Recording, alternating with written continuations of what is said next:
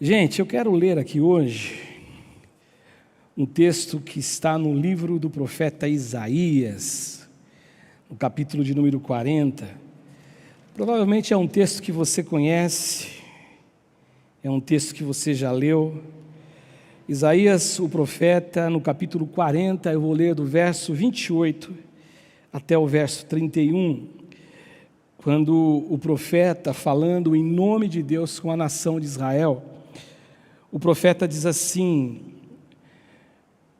não sabes, não ouviste que o eterno Deus, o Senhor, o Criador dos fins da terra, Ele nem se cansa, nem se fadiga.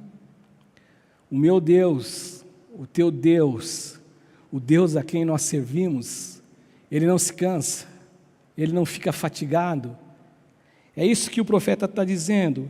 E aí diz mais o profeta no verso ainda 28, não se pode esquadrinhar o seu entendimento. Por mais que existam sábios, por mais que existam homens inteligentes, por mais que existam homens fora da curva na sua manifestação de inteligência, diante de Deus não existe ninguém que consegue esquadrinhar o entendimento de Deus.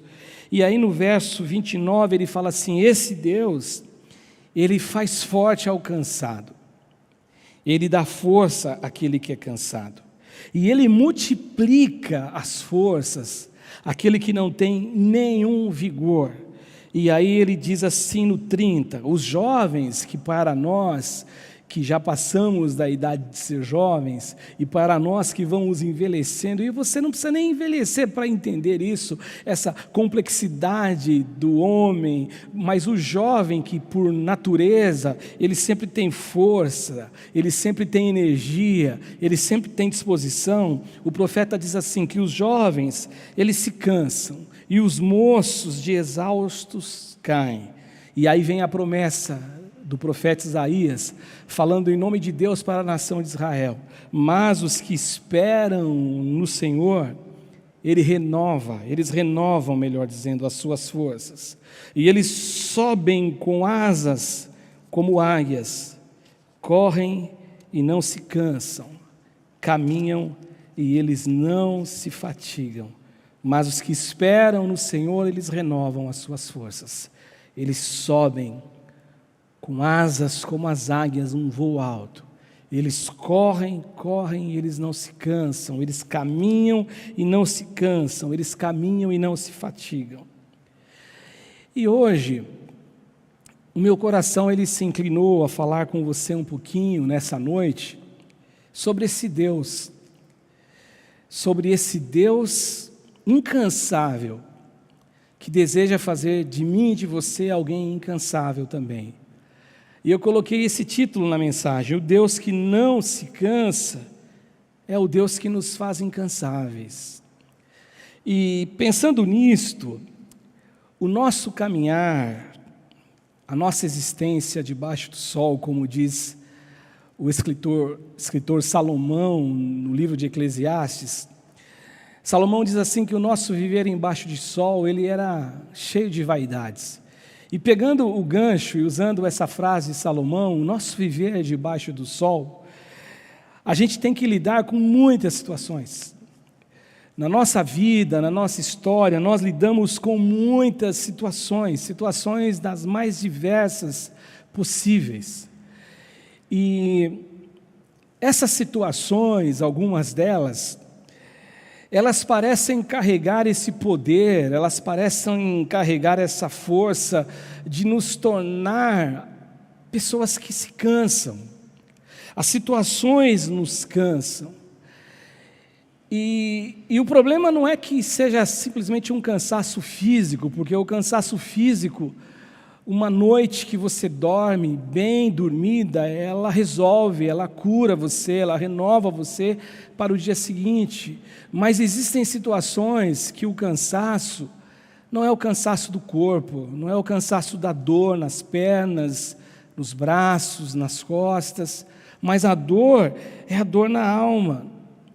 E esse cansaço na alma, essa canseira no espírito, essa canseira no ser, ela pode acontecer por muitas razões que nós vivenciamos. Quando a gente olha para o texto do profeta Isaías, e se nós lemos o capítulo todo do profeta Isaías, o capítulo 40, nós vamos perceber aqui que o contexto aqui deste enfado, desta canseira, desse desânimo na alma, tinha uma razão. A razão era o cativeiro, a razão era o exílio. E o cansaço ele é tão claro neste capítulo 40, que no verso 27 do capítulo 40, que foi um verso que eu não li agora no início, o profeta Isaías diz que ele fala como se o Senhor estivesse falando, ele fala como sendo a boca de Deus e o recado para a nação, e o profeta Isaías diz assim: por que pois dizes, ó Jacó? Por que fala assim, ó Israel? O meu caminho está encoberto ao Senhor, e o meu direito passa desapercebido ao meu Deus.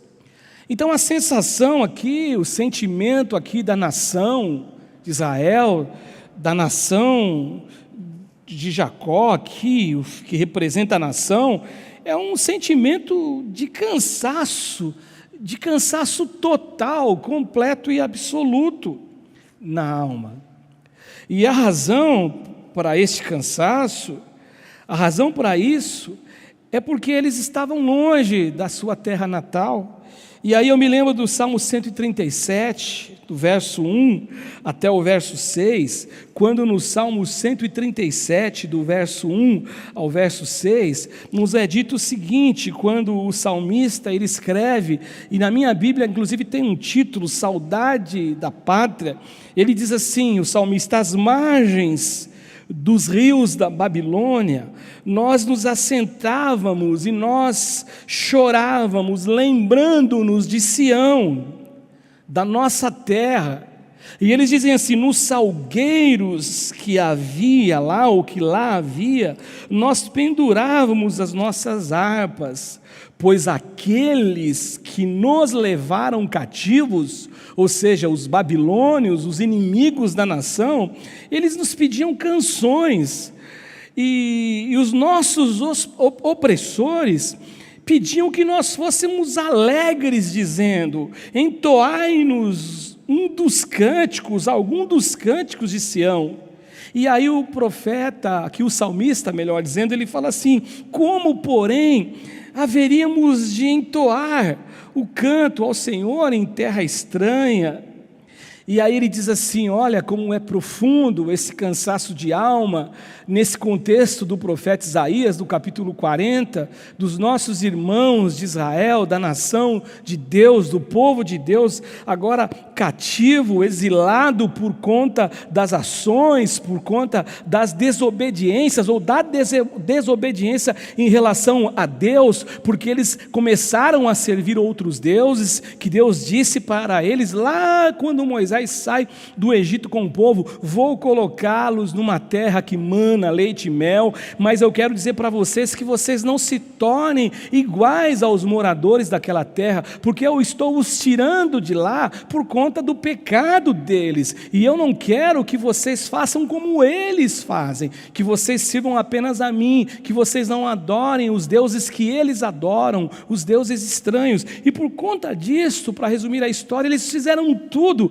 absolutamente tudo que Deus disse para que eles não fizessem, e aí por conta disso, eles trouxeram para si mesmos o castigo de Deus, o castigo que Deus os levou à Babilônia, os entregou à mão dos inimigos, e eles ficaram no cativeiro de Babilônia, durante um período de 70 anos, e agora nesse salmo, ele diz exatamente isso, que o coração deles era um coração saudoso, a alma deles era uma alma cansada, porque eles sentiam saudade da terra deles. E aí no versículo 5, o salmista fala assim: se eu de ti me esquecer, ó Jerusalém, que se resseque a minha mão direita. E o 6 ele fala: apegue-se a minha língua ao paladar, se me não lembrar de ti, se não preferir eu, Jerusalém, a minha maior alegria. Portanto, o sentimento aqui desse cansaço na alma é por conta dessa canseira na alma, por essa saudade de tudo aquilo que eles tinham, do Deus presente, do Deus abençoador, mas que por um descuido deles, por uma iniciativa deles, agora eles estão no cativeiro. E este cansaço, meus irmãos, esse cansaço ele desencadeia, muitas vezes, alguns processos dentro da gente. O primeiro processo que é desencadeado dentro de nós, quando existe esse cansaço em nossa alma, esse cansaço dentro do nosso ser, é que talvez o primeiro processo seja um afastamento de Deus. Por conta de situações que eu dizia no início, vividas, existentes debaixo do sol, como diz Salomão, e aí muitos deixam de orar, muitos deixam de buscar a Deus na oração, muitos deixam de buscar a Deus na leitura da palavra, muitos deixam de congregar, muitos deixam de ter comunhão, de estar com alguém que vai ter uma palavra temperada para abençoá-los. Em segundo lugar, um outro processo que nós vemos que numa situação de cansaço de alma, ele pode ser desencadeado, alguns se revoltam contra Deus, alguns gritam numa voz contra Deus de revolta, e contra tudo, e contra todas as coisas que trazem a lembrança para eles Deus. Ou seja, então eles gritam com todas as forças, contra Deus, e contra tudo e contra todos que amam a Deus. Um outro processo, e aqui antes de falar do terceiro processo, o motivo desse grito, o motivo dessa revolta, o motivo dessa manifestação contra Deus, é porque na mente das pessoas que assim passam, que enfrentam esse cansaço, eles acham que Deus os abandonou, que Deus os entregou ao sofrimento, mas que o sofrimento que eles estão passando, eles não poderiam estar passando, eles não deveriam estar passando, eles não conseguem fazer uma análise, uma reflexão, eles não conseguem sintetizar dentro de si mesmo, ou discernir dentro de si mesmo, que a razão talvez para o sofrimento é um ensinamento que Deus está querendo nos dar, está querendo dar a ele no caso, e é um aprendizado para que ele saia, e ele saia muito melhor. Em terceiro lugar, um terceiro processo aqui, e esse eu acho muito complicado, porque algumas pessoas então eles começam a pensar assim: será que Deus tem tanta capacidade mesmo? Será que esse Deus ele é todo poderoso mesmo? Será que Deus ele pode fazer mesmo? Será que tudo que nós realmente ouvimos falar de Deus, alguém que nos ensinou sobre Deus, será que tudo isso é verdade? E esse talvez seja o processo, o sentimento que ganhou vida dentro desses irmãos exilados lá na Babilônia. Por isso que eu me refiro a essa questão desse processo da dúvida a respeito do livramento de Deus. Porque você que está me ouvindo, você que está me vendo hoje aqui, nessa terça-feira, dia 24 de novembro, talvez você está me vendo muito lá para frente, talvez você está me vendo num outro horário, num outro ano, num outro dia, mas talvez você que está me olhando, você possa pensar assim, e eu digo para você, você não viva um exílio literal. Muito embora você não viva um exílio preso em um outro país, longe da tua terra, mas você viva dentro de você um exílio na alma, um exílio no ser, um exílio no coração, por conta das grandes dificuldades que surgiram no seu dia a dia, por conta do problema que se avolumou, os problemas se avolumaram, e você se sente totalmente distante de Deus. E tudo isso, gente, cansa o corpo, tudo isso cansa a cabeça, tudo isso cansa a alma, tudo isso, e eu me refiro a tudo isso, problemas, cansa o coração, cansa a mente.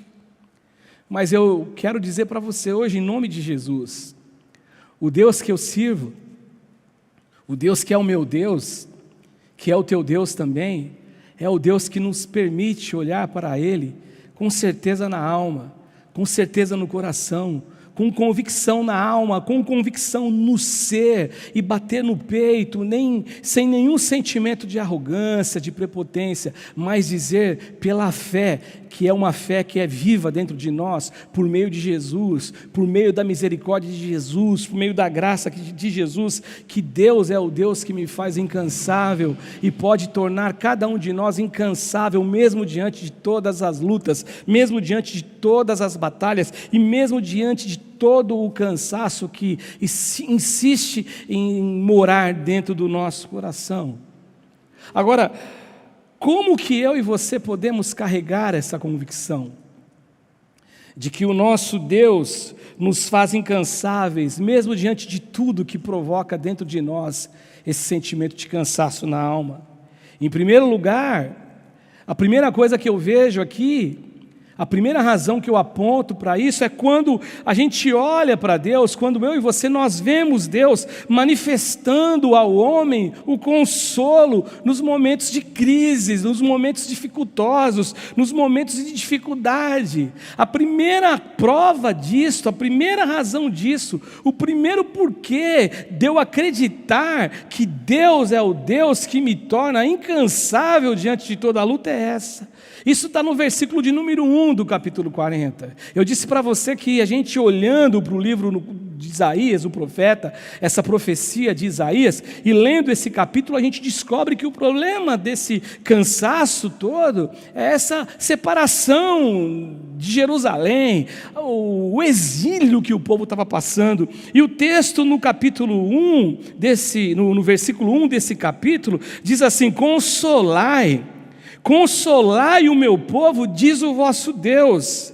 A grande verdade é que existe um povo no mundo, esse povo aqui é o povo de Deus. A grande verdade é que esse povo de Deus, ele é um povo que passa dificuldades. Quem disse para você, como o pastor Ivaldo costuma dizer, quem pregou a você que o crente em Jesus, que o servo de Deus, que o povo de Deus, que a nação de Deus não enfrenta dificuldades? E aqui nós vemos um povo vivendo dificuldades, vivendo grandes problemas. Esse povo tem que lidar com as consequências dos erros, o povo que errou, o povo que falhou, o povo que desobedeceu, e agora eles têm que lidar com esse erro, lidar com essa situação. Mas também é verdade que esse Deus que tem uma nação, que tem um povo aqui na terra que é chamado o povo dele, esse Deus, ele olha para esse povo, e mesmo que esse povo errou, mesmo que esse povo falhou, mesmo que esse povo o decepcionou, porque assim nós o fazemos o tempo inteiro com o nosso Deus, ele é um Deus que ele carrega no coração dele o desejo e a vontade de que o povo dele seja consolado. Como eu disse aqui, o contexto aqui é o pecado do povo de Deus, pois essa foi a razão deles terem ido ter sido levados para o cativeiro. E talvez você diga assim: pastor, o meu contexto aqui não é um contexto de cativeiro, como eu disse, não é um contexto de cativeiro literal. Talvez você diga assim: mas o meu contexto não é nem de desobediência deliberada.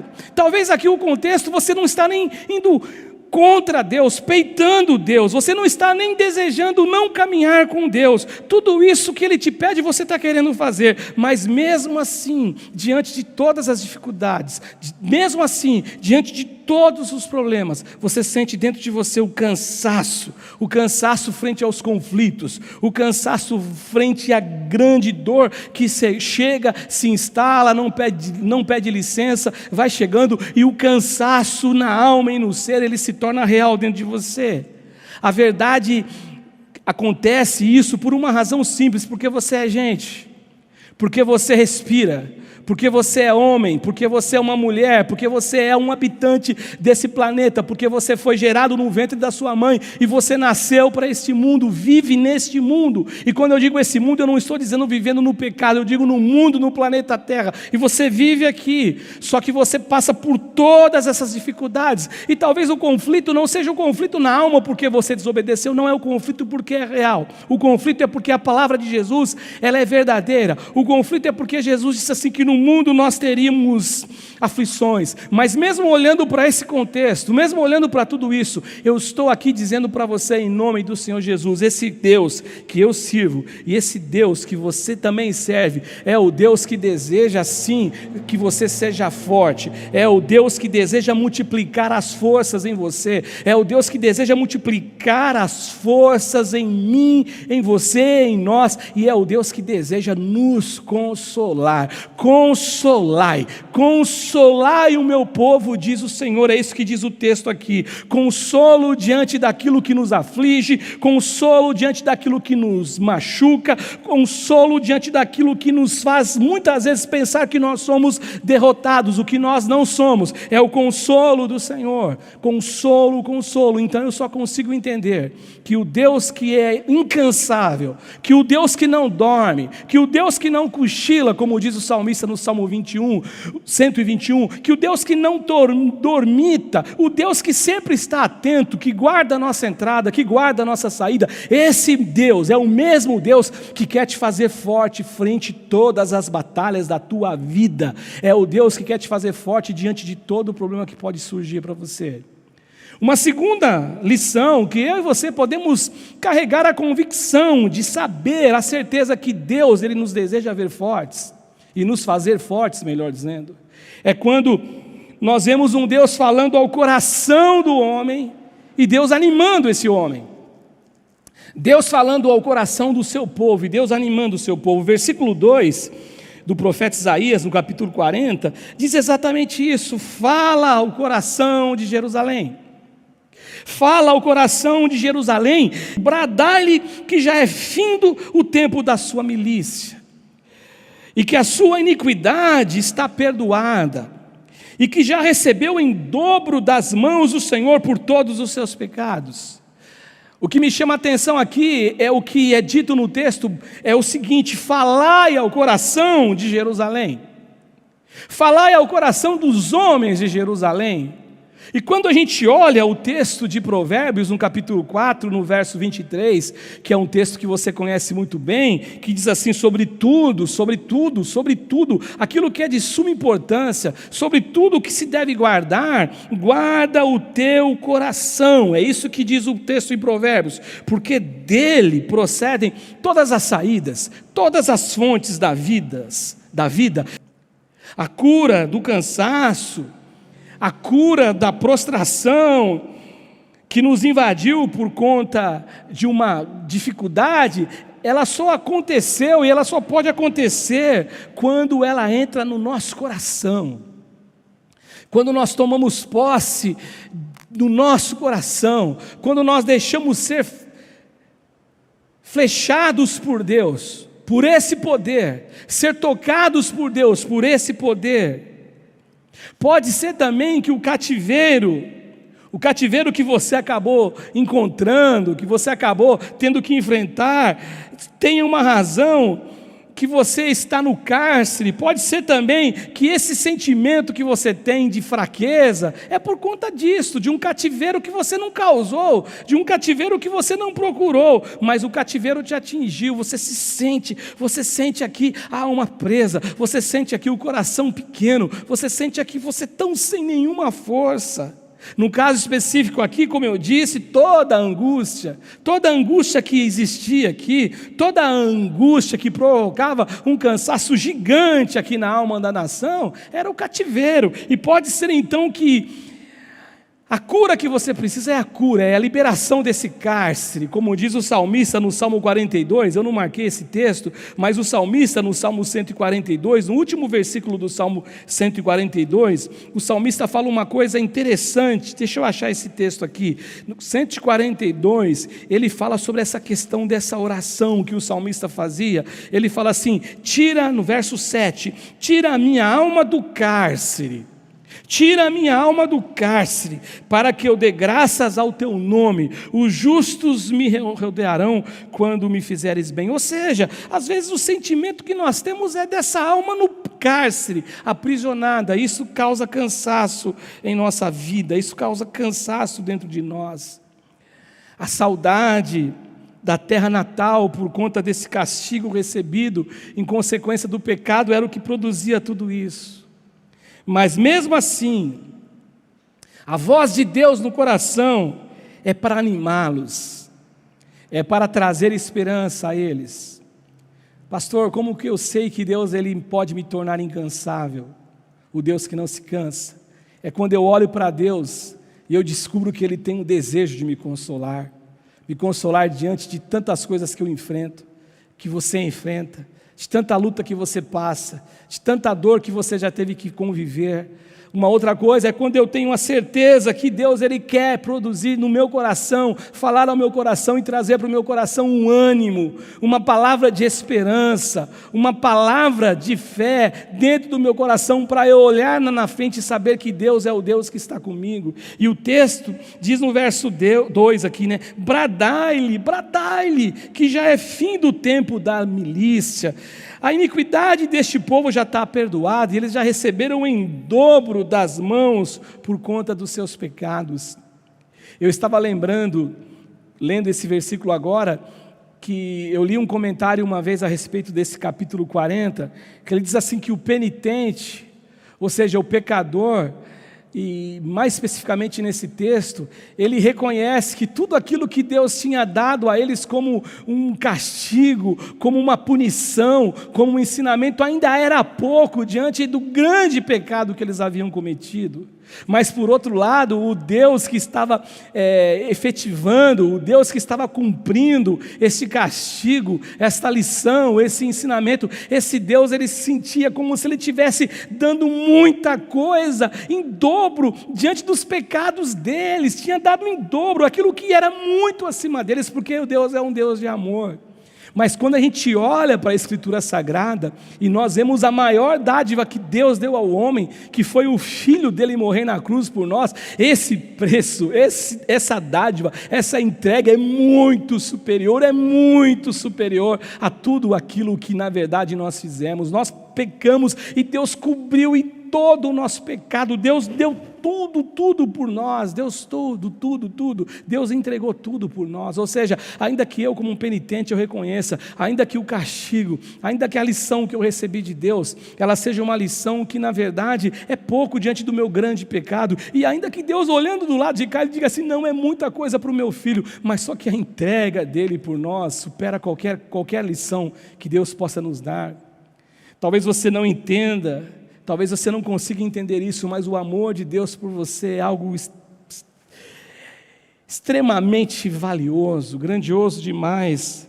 O que Deus estava falando aqui, literalmente nesse verso que eu li, que o povo já tinha passado por tudo o que tinha que passar e agora estava chegando o tempo da restauração, o tempo da cura, o tempo da solução de tudo, a servidão do cativeiro, aquilo que aprisionava a alma deles, aquilo que fazia o cansaço ser uma realidade dentro deles, havia chegado ao final. O que Deus queria, quando a gente olha para esse verso 2, que eles entendessem que Deus não desejava mais vê-los prostrados e sem força alguma, com o castigo que eles tiveram que enfrentar e contra as consequências que eles tiveram que vivenciar por conta do pecado deles.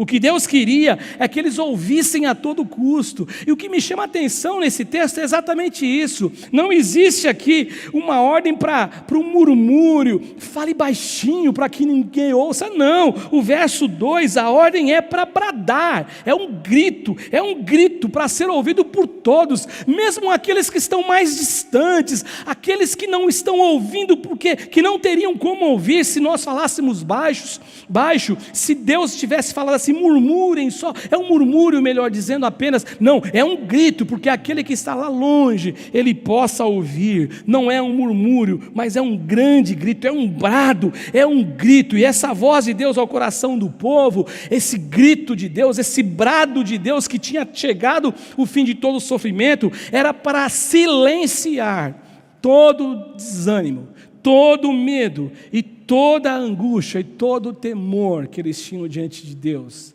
Era um grito de cura, era um grito de salvação. Você vê no verso que eu já citei aqui, o verso 27 do capítulo 40, porque pois dizes, ó Jacó, e falas, ó Israel, o meu caminho está encoberto ao Senhor, e o meu direito passa desapercebido ao meu Deus, como se Deus não estivesse ouvindo. Quando Deus fala ao nosso coração, a fala de Deus é que Ele deseja que eu e você, nós nos tornemos incansáveis diante das lutas. Quando Deus fala no nosso coração, é porque Ele é um Deus que não se cansa, e como Ele não se cansa, que Ele é todo poderoso, é o Deus que quer fortalecer o cansado.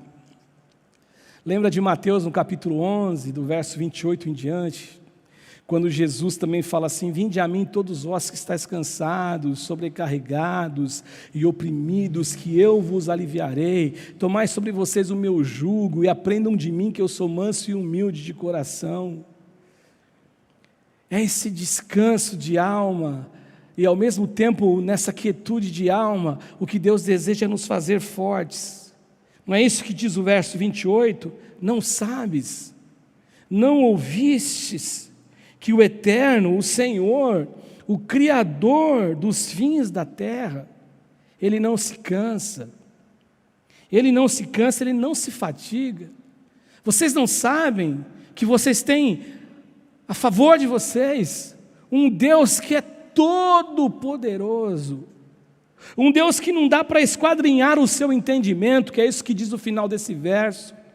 Um Deus que não tem como nós, com as nossas palavras humanas, com as vozes humanas, pensar ou falar com as palavras humanas tudo que esse Deus é. Em último lugar, em terceiro lugar, eu e você podemos sim carregar essa convicção dentro do nosso coração, de que Deus nos faz incansáveis diante de tudo que provoca o cansaço na nossa alma, quando nós vemos Deus deixando claro uma coisa para a nação de Israel nesse texto, nessa passagem do capítulo 40, que as lutas e as guerras, elas não são para sempre. Lutas e guerras, elas têm um prazo para terminar. O texto no verso ainda 2 fala assim, ó, bradai no coração, falai ao coração de Jerusalém, bradai-lhe que é findo o tempo da sua milícia. Acabou a sua guerra. A sua iniquidade está perdoada. Os seus pecados, e que já recebeu em dobro das mãos do Senhor por todos os seus pecados, terminou, acabou. Nação de Israel, vocês que estão lembrando de Jerusalém, vocês que lá diante dos rios da Babilônia, com a alma cansada, com a alma enfadada, com a alma se sentindo distante de Deus, acabou todo esse processo. Deus está olhando para você e está dizendo, acabou esse processo. Quando a gente olha para Jó, no capítulo 7, no verso 1, Jó faz uma afirmação que a vida humana, ela é construída em meio de tantas guerras. Jó diz assim, não é penosa a vida do homem sobre a terra? Agora, se a vida humana por si só, ela é penosa, a vida humana por si só, ela traz todo esse peso, toda essa angústia, a vida cristã, a vida com Deus, a caminhada com Cristo, muito mais, guerras e guerras, lutas e lutas, dificuldades e dificuldades, mas Deus ele deseja mesmo, Deus gostaria que a gente olhasse para tudo isso, não deixando que tudo isso nos fizesse sucumbir diante de nós a esperança. A esperança não pode sucumbir diante disto.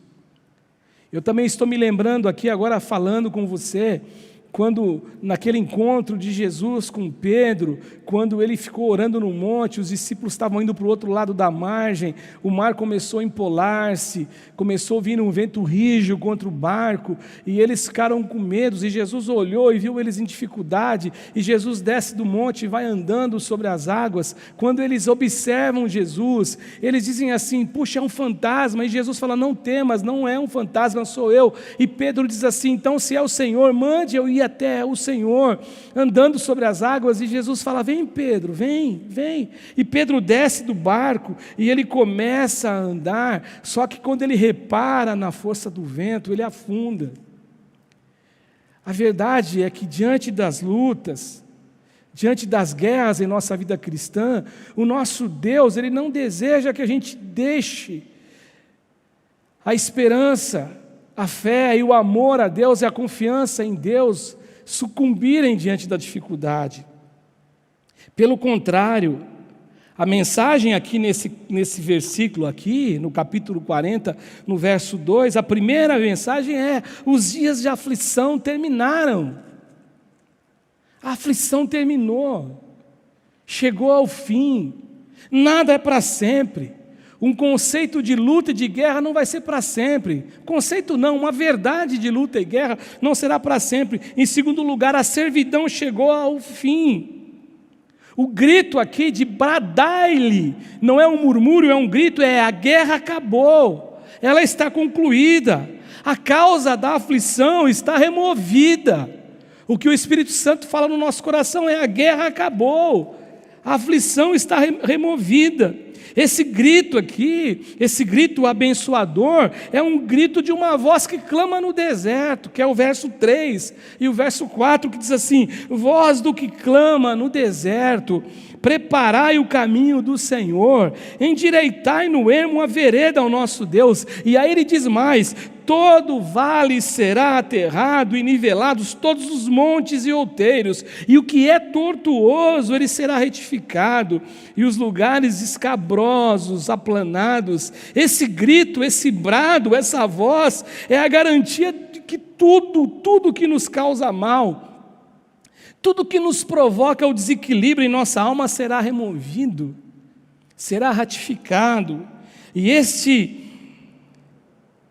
modo de Deus retificar, eu não sei se eu disse ratificado ou retificado, mas o certo é retificado, será tirado, será eliminado, e será retificado, sabe por quê? Porque quem dá a ordem e o brado, ou a ordem e o brado, é uma ordem e um brado de Deus, que não deseja ver você prostrado, ainda que a prostração e o cansaço na alma, ele seja uma realidade por nossa responsabilidade, ainda que seja eu e você que provocamos todo esse cansaço na alma. O Deus a quem nós servimos é o Deus que está bradando: olha, a voz do que clama no deserto. É isso que diz o texto: preparai o caminho do Senhor. O que Deus está desejando com esse preparai o caminho é que nem eu, nem você, a gente possa servir de obstáculo, a gente possa servir de impedimento